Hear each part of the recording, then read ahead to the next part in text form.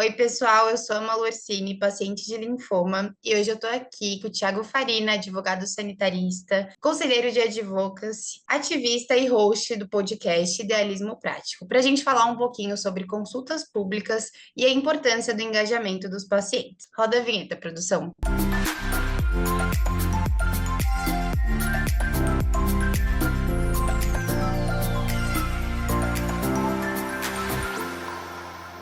Tiago, seja muito bem-vindo. Muito obrigada por mais essa participação aqui na TV Abrale. E para a gente começar a nossa conversa, queria que você contasse um pouquinho o que são as consultas públicas. Oi, Malu, um prazer estar aqui com você, prazer estar com todo mundo que está nos acompanhando.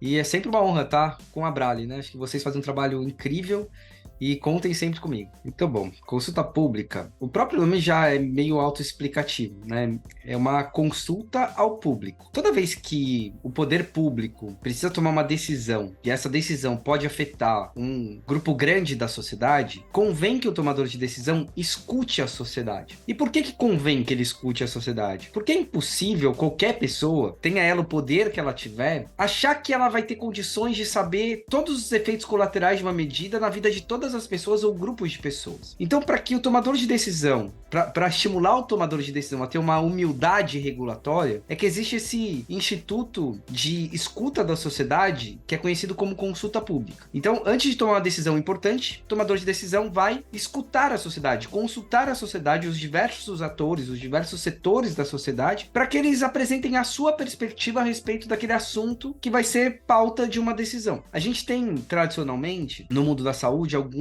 espaços de participação social ou alguns processos de tomada de decisão que já tem a consulta pública como uma parte, uma etapa obrigatória. Por exemplo, os processos de avaliação de tecnologias em saúde, né? Para a gente definir o que vai estar fazendo o que vai fazer parte do rol de cobertura dos planos de saúde ou o que vai fazer parte do rol de cobertura do SUS, existe um processo, né?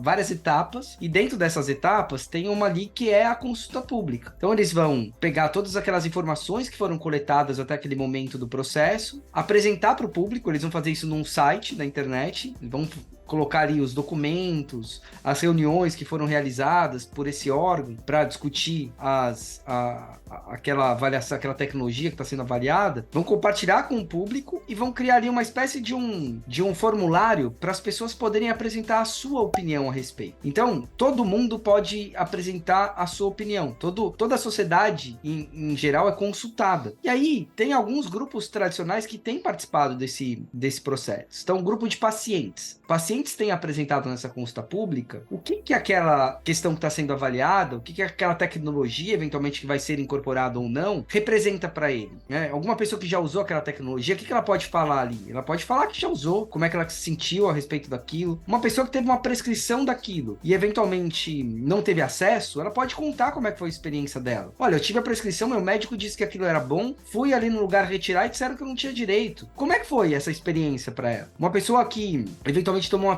um tratamento ou fez um procedimento alternativo àquele, pode contar, olha, eu não tomei esse, mas tomei aquele outro e me senti dessa forma. Os médicos, né? Qual a experiência que os médicos têm naquela tecnologia? O médico que prescreve aquela tecnologia. Como é que ele vê ali os pacientes? Qual foi a evolução dos pacientes? Qual a experiência deles? Os pacientes estão aderindo bem àquela tecnologia, né? Eu tive uma vez numa discussão, estavam ali analisando uma tecnologia, o comprimido era do tamanho de enfim, era um caroço ali de pêssego, vai. Imagina um comprimido tamanho de um caroço de pêssego. E aí, foram consultar o paciente e falaram assim, olha, o comprimido é muito grande, eu não consigo engolir aquele comprimido, né? Toda vez que eu vou tomar aquele comprimido, eu penso no tamanho dele, às vezes eu não tomo, porque, tô me sentindo bem e não tomo. Então, às vezes é um detalhe que passaria despercebido, mas que pode fazer toda a diferença. Aí, se você tá analisando dois tratamentos que eventualmente têm o mesmo efeito, as mesmas evidências em termos de eficácia, eficiência, e a adesão de um é muito maior que a de outro, opa, talvez isso aqui é muito mais interessante eu incorporar isso aqui, né? Obviamente também pensando na questão de custo, do que um outro, né? Então a gente pode ter essa contribuição de atores que têm uma experiência para poder compartilhar. E eu falei de 2 atores, eu falei do paciente, eu falei do médico, mas poderia ser do serviço de saúde, o hospital. Vai que para uma determinada tecnologia você tem que instalar ali uma máquina, e às vezes você não tem lugar para instalar máquina, você precisa de um espaço muito grande, o hospital não tem, às vezes não é o médico que vai saber isso, não é o paciente que vai saber isso, é a gestão do hospital. A mesma coisa, às vezes, o enfermeiro sabe mais do que o médico sobre o fluxo ali, né? A trilha em que o paciente passa, muitas vezes. Então ele pode ter algo para contribuir que às vezes a gente nem pensou que aquilo era algo a ser considerado, ou algo que existia no planeta, assim. A gente passou completamente longe da nossa capacidade de poder refletir sobre aquilo, né? Eu acho que a consulta pública, ela tenta pegar uma fragilidade que a gente tem, que o ser humano, muitas vezes, ele não sabe o que ele não sabe, né? Ele vai tomar as decisões com base naquilo que ele tem, e aquilo que ele tem, pra ele, é tudo que existe. Só que a verdade é que tem um monte de coisa que a gente não faz nem ideia que exista, mas elas existem. Só que a gente não sabe, então a gente ignora a nossa ignorância, né? Minha fala aqui tá meio maluca aqui, mas a ideia é essa mesmo. A gente, às vezes, não sabe o que está faltando de informação, né, no nosso repertório. E a consulta pública pode ser muito útil para isso, para levar para o tomador de decisão novos elementos, formas diferentes de enxergar uma situação, né, e ajudá-lo a tomar a melhor decisão. O que a gente deveria querer dos nossos governantes, de quem vai tomar decisões de ordem pública, é que essas pessoas tenham o maior número de informações, né, possível para tomar a melhor decisão possível. Se ela tiver um conjunto mínimo de informações, ela vai tomar uma decisão baseada naquilo que ela tem. Se ela tiver um conjunto muito maior de informações, a probabilidade de ela tomar uma decisão melhor, né, é muito maior. Então, o contexto geral, assim, do que é a consulta pública, da sua importância, eu acho que segue um pouco dessa trilha que eu mencionei para você, Malu. E essas consultas, elas podem se aplicar tanto para o sistema de saúde público quanto para o privado? Se aplica sim. Ela se aplica tanto ao sistema público quanto ao privado. Especialmente nesse processo que eu falei para vocês de avaliação de tecnologia em saúde, que tem a consulta pública como uma etapa obrigatória, né, tanto na avaliação que é feita para a incorporação de uma tecnologia no SUS, como nos planos de saúde, você tem essa etapa obrigatória, né? Normalmente são 20 dias que o paciente tem, ou o paciente, que a sociedade tem, na verdade, para poder apresentar as suas contribuições, né? Sempre por escrito, tem uma limitação ali de número de caracteres, mas também é possível anexar documentos, mas essa etapa existe em todos nos processos de avaliação de tecnologia em saúde, tanto no SUS como na saúde suplementar. Só lembrando que não é só nos processos no processo de tecnologia, de avaliação de tecnologia em saúde, que existe a consulta pública, né? Eu destaco muito esses processos porque é uma etapa obrigatória. Mas, teoricamente, o poder público poderia fazer consulta pública sobre todos os assuntos, né, que ele vai decidir. Então, assim, vou aprovar uma nova norma, uma nova resolução para, enfim, fazer algum ajuste aqui em alguma política pública, tanto no SUS como na saúde suplementar. Quero consultar a sociedade. Pô, legal, vamos consultar a sociedade. Às vezes no texto ali, alguém pode ter alguma ideia melhor que a minha e eu posso acrescentar, eu posso melhorar ali o que eu vinha pensando, né? Então, eu acho que até um ponto para se estimular. Se a gente tiver um processo decisório que não tem uma consulta pública, é pra gente se incomodar um pouco, pra gente falar assim, ué, peraí, a pessoa é tão boa assim, ela é tão infalível a ponto de tomar uma decisão sem consultar a sociedade, que vai ajudar ela gratuitamente, inclusive, né? Não gasta nada, assim, para receber esse tipo de ajuda. Será que a gente tem que concordar? Talvez algumas situações, sim, são mais simples, algumas são mais urgentes, você não pode esperar tanto, mas será que a gente não tem que começar até a exigir que as decisões que são mais sensíveis e que vão impactar mais a vida da sociedade sejam tomadas depois de consultar a sociedade com frequência? Acho que é válida essa reflexão também. Se está gostando desse conteúdo, se inscreva aqui no canal da TV Abrale e confira todos os nossos vídeos sobre cânceres e doenças do sangue. Tiago, e qual que é a importância dos pacientes e dos familiares se engajarem nas consultas públicas? Por exemplo, se eu quiser participar, eu vou estar influenciando no meu tratamento e no tratamento futuro de outros pacientes? Acho que essa é uma importante reflexão. As pessoas, em que nível que as pessoas têm que participar desses processos? Historicamente, se a gente for pensar nas grandes conquistas ou grandes mudanças que aconteceram na sociedade, e me refiro ao direito ao voto das mulheres, né, o fim da segregação em alguns países. A gente às vezes tem a impressão de que todo mundo se rebelou e todo mundo quis participar. E na bem da verdade é que uma minoria participou e essa minoria também teve um peso. Eu acho que a gente tem sempre que... Não é todo paciente, né? Eu acho que o paciente também... Nem todo paciente tem que ficar com aquela culpa de não ter participado. Tem paciente que não tá afim de participar, ele tá num outro momento de vida, ele tá lá usando a energia dele para cuidar dele mesmo, da saúde dele, e tá tudo bem, né? Tem pacientes e familiares que são mais engajados. Legal se ele puder participar. Eu acho que a gente não pode pôr uma culpa, assim, uma responsabilidade, né, para as pessoas se sentirem culpadas de que tem que participar, senão ela tá ali prejudicando outras pessoas. Tem espaço para todos os perfis de pessoas. Pessoas que são mais engajadas, pessoas que são menos engajadas, né? Participa quando tiver alguma coisa para agregar. Eu acho que esse é o principal fator a ser avaliado na hora de participar de uma consulta pública. Eu tenho algo a agregar? Eu tomei aquele medicamento, eu tive uma experiência com aquele medicamento digna de ser compartilhada, que pode ajudar o tomador de decisão a tomar uma melhor decisão, né? Eu tenho algum familiar que passou, que viveu aquela experiência, e eu, acompanhando esse meu familiar, tenho algo que eu acho que pode contribuir para a pessoa que vai decidir ali, tomar a melhor decisão possível, né? Então, acho que sempre que possível participar, tiver alguma coisa para agregar, participe, faz parte de um processo de crescimento civilizatório. Mas se também não tiver com energia para participar, faz parte, né? Como eu falei antes, o mundo não evolui porque a maioria vai lá e faz uma revolução. O mundo normalmente evolui porque uma minoria barulhenta, engajada, consistente, né, acaba apontando que há formas melhores de buscar aí uma alternativa. Então, acho que é sempre bom participar, tentando resumir tudo que eu falei aqui, é sempre bom você que tem alguma coisa boa para compartilhar, né, compartilhar, mas também não se culpe se o paciente não tiver nesse momento, né, nesse espírito aí, se ele tiver mais no momento mais dele, com ele mesmo, né, tudo bem, né, faz parte, tem espaço para todo mundo nesse mundo. A gente sabe aí que algumas consultas são burocráticas, tem muitas etapas, isso acaba desestimulando os pacientes a participarem. Então, eu queria saber se tem alguma forma da gente mudar isso. Eu acho que sim, Malu. Eu acho que tem um ponto importante quando a gente cria esse espaço de escuta da população, por meio, por exemplo, da consulta pública.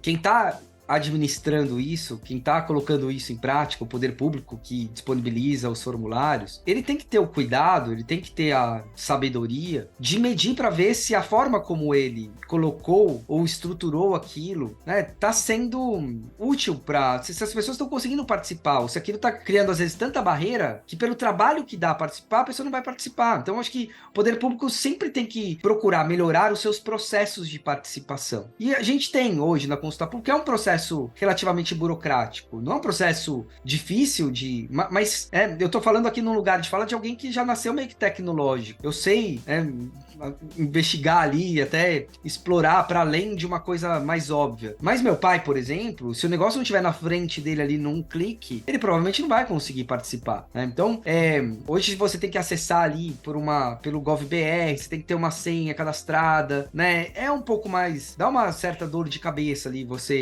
não é uma coisa tão fácil para quem não tem tanto domínio. Por outro lado, claro que faz parte também você fazer algum tipo de formulário, de cadastro, de acesso mais gerenciado, para você poder melhorar a forma como você vai coletar aqueles dados. Eu acho que isso também é importante, a gente não pode desprezar a utilidade disso. Então, eu acho que sempre o poder público não pode jamais perder ou negligenciar essa sua obrigação de facilitar o máximo possível sem perder a consistência do dado. Eu acho que isso é muito importante. Isso é muito importante. De fato, hoje, você tem um processo ali que não é tão amigável, né? Pode ser um pouco mais amigável. Então, eu acho que vale ainda bastante investimento e esforço do governo nisso. Tiago, e a opinião pública, por meio das consultas, ela é sempre levada em consideração na hora de incorporar um medicamento ou não?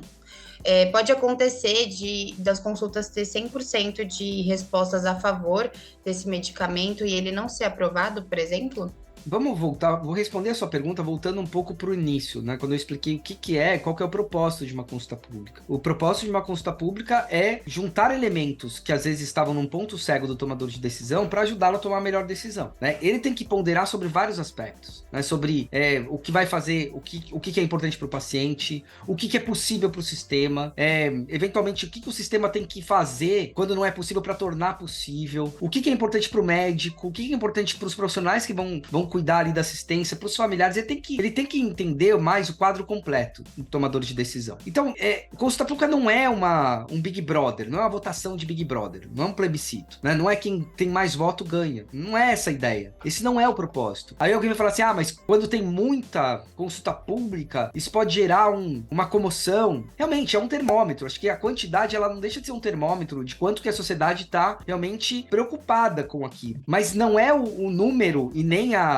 se a maioria é a favor ou contrário que deveria, né, ser a diferença, ser o fator fundamental para você incorporar ou não. Até porque, senão, imagina se a gente se fosse assim, você ia começar a ter campanha de quem pensa a favor e quem pensa contrário para tentar capitanear mais voto. Ia ser uma coisa banalizada, né? Aí, às vezes, alguém que é contra aquela tecnologia por algum interesse comercial, vai lá e faz uma campanha contrária e manda um monte de robozinho votar. Então, assim, não faz sentido nem a gente pensar em cair nessa armadilha, que é a votação que tem que dar o tom da decisão. A gente não pode perder o propósito da consulta pública. O propósito da consulta pública é tentar levar todos os elementos, os principais elementos para o tomador de decisão, tomar a melhor decisão possível. Muitas vezes vai estar alinhado com o que a sociedade e algumas vezes não. E a sociedade também tem que fiscalizar o tomador de decisão para que ele apresente argumentos válidos. Quando eventualmente estiver indo contra a opinião pública, ele tem que justificar por que ele está indo contra uma coisa que todo mundo querendo, né?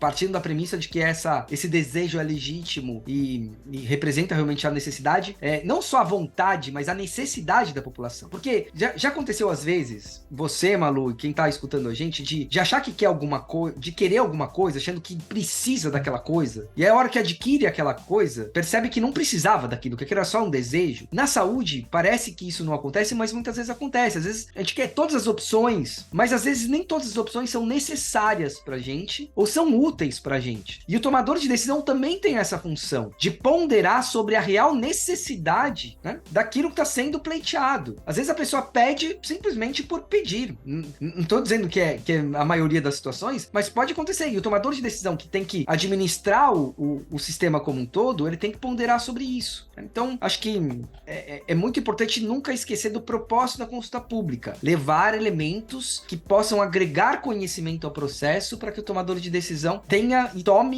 capacidade para tomar a melhor decisão possível dentro do conjunto de informações que lhe foram apresentadas.